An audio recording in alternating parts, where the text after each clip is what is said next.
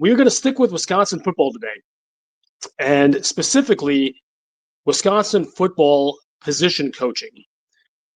As you well know, Eric Mateos recently came on board, replacing A.J. Blazik on the offensive line. I had some thoughts on that last week in a couple of podcasts.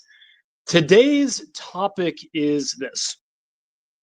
I'm going to identify 4 position groups for the Wisconsin Badgers that I'm deeming areas that need improved coaching in 2026. And I want to be clear before I start here. And this may be a fine line, and maybe this is too esoteric, but I'm not calling for anyone to be fired. I'm simply stating an objective fact. The coaching in these positions was not good enough in 2025, and it needs to be better in 2026. And if that can be done internally, all the more power to them. But as we saw with the offensive line, I don't think there are too many Wisconsin fans crying into their beers today about Eric Mateos being on the staff. So I'm going to be real about this. There probably are some positions here that I'm going to be mentioning that new blood in the coaching pool would be a benefit. How's that? So the 4 positions, and before we start today, as I'm wont to do, please like and subscribe. Helps you be able to see this more, which seems counterintuitive. And also throw some comments in the comment section. I really, really enjoy that. And I'm not going to be ranking these in any sort of best to worst, worst to best, most urgent order. I'll say that all 4 need attention. And I'll say it also in the context of each position group, but it is also possible there could be someone brought in to any of these positions while still potentially retaining the coach in different capacities. So that always is out there. More specifically, quarterbacks coaches is the one I'm going to think about. So I'll start with that. Quarterbacks coach.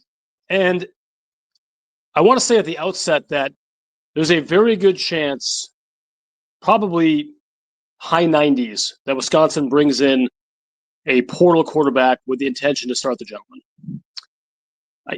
That's no diss on Carter Smith. Love to have him around. Love to have him in that room competing. Young guy, a lot of room for growth, a lot of talent. Can't be the starting quarterback when we start in September, I don't think. Or at least there should be a robust competition. And if he has improved and jumps, then great, takes care of itself. But Kenny Guyton, who's a very good recruiter, by all accounts, very well liked inside the Wisconsin Badger locker room, was named quarterbacks coach before last season.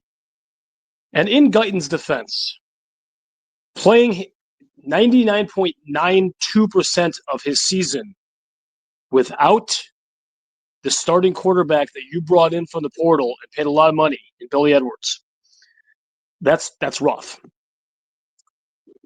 But it kind of underscores the fact that this is a position very, very prone to injury, which means that you need a talented, experienced quarterbacks coach to be able to make the best of whatever situation you are given, whatever hand you are dealt as a football team.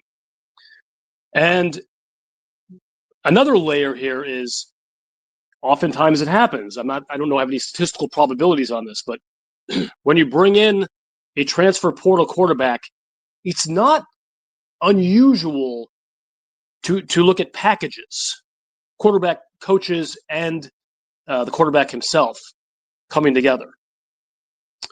That would be one way of doing it. But I do think that this room could benefit from good veteran quarterback coaching.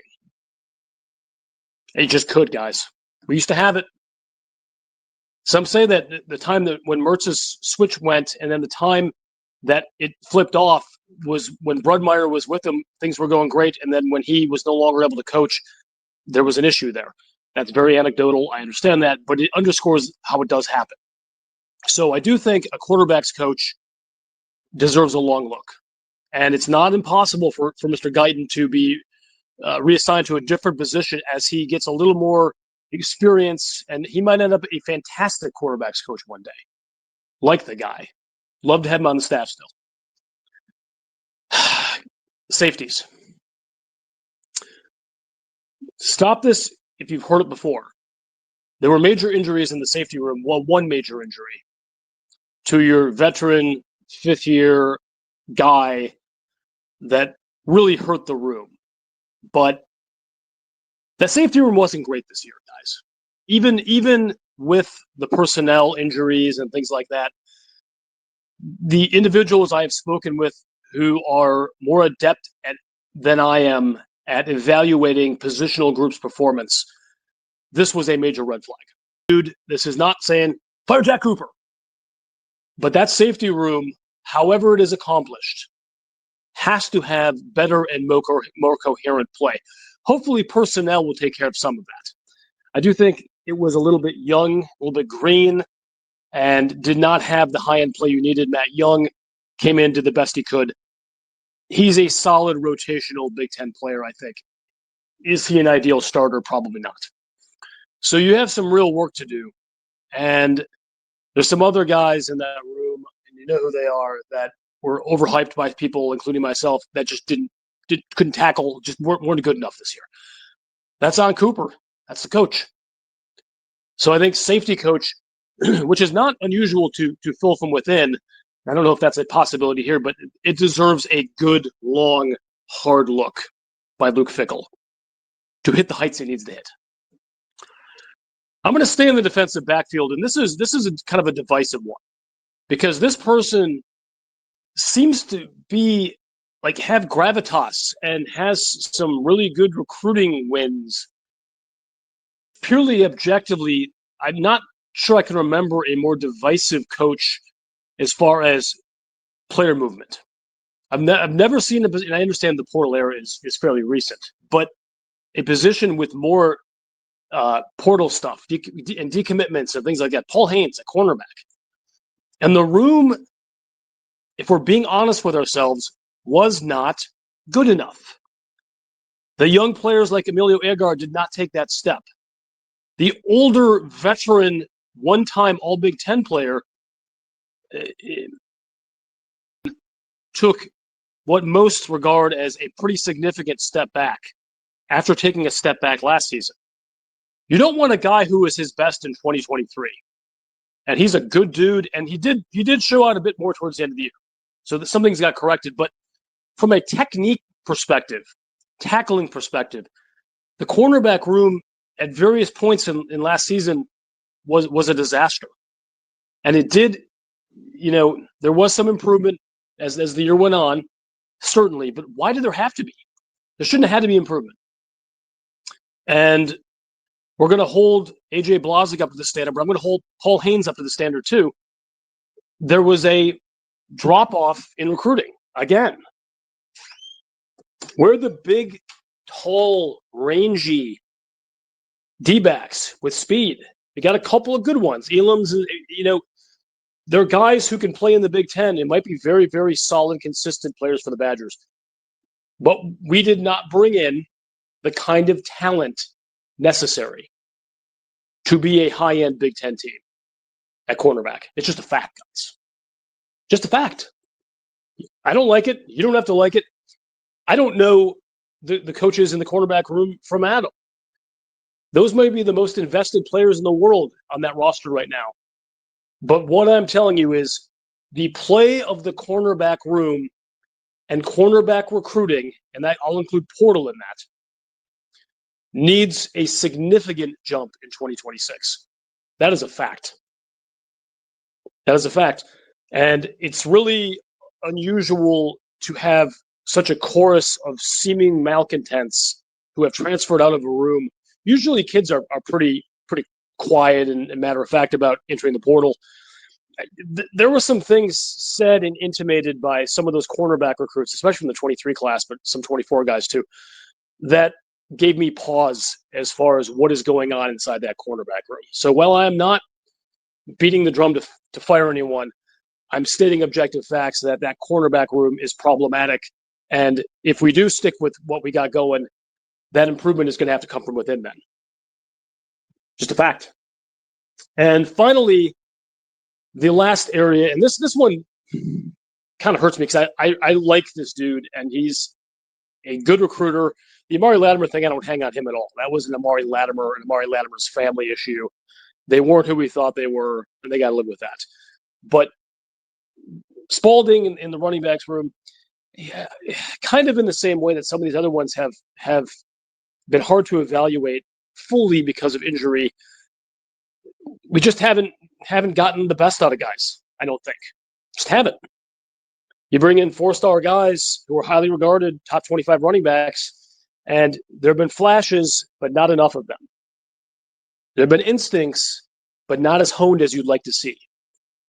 And, a lot of that is offensive line, too. This all feeds into each other, but if we're being serious, the running back room is an area where I think it could be better. It could be. Again, another objective fact. This is not, we need to fire Devin Spadway. I'm not saying that. Like the guy. He seems to be, beloved. And again, as I said, the guy can recruit. But a little bit like Haynes. Not quite like Haynes, because this guy seems to really like him. Even the ones that leave. I feel like that room just has to be elevated. And some of that will take place, as a matter of course, when there's better quarterback play and better offensive line play. But the backs just need to look better. I think that's a fact. This is another one. I didn't do it for all the positions. This is another one where I talk to people who know the game better than I do. X's and O's. And the word disaster wasn't used as it was in other position groups. Not as good as it could be was the theme that I came up with. So, recapping it, safeties, quarterback, cornerbacks, and running back. Now that offensive line has been filled, those are the 4 positional coaching rooms that Wisconsin Badgers have to make the biggest jump in 2026 by whatever means. Whether that, I guess, as I said, whether that is through a new coach, or whether that is through jerry-rigging the current coaches, or whether that is through somehow, some way, digging deep and finding another gear for the coaches that are in there right now. Another way of doing it. I don't know how successful that tends to be, but in the best case world, that would be the way I would love for it to happen. Because I don't like dudes losing their jobs. But it is where it is, and we are where we are. And Wisconsin simply cannot be done evaluating the quality of its positional coaching since the offensive line coach has been replaced. There is more work to do, and they need to do it. And Scary Alvarez is out.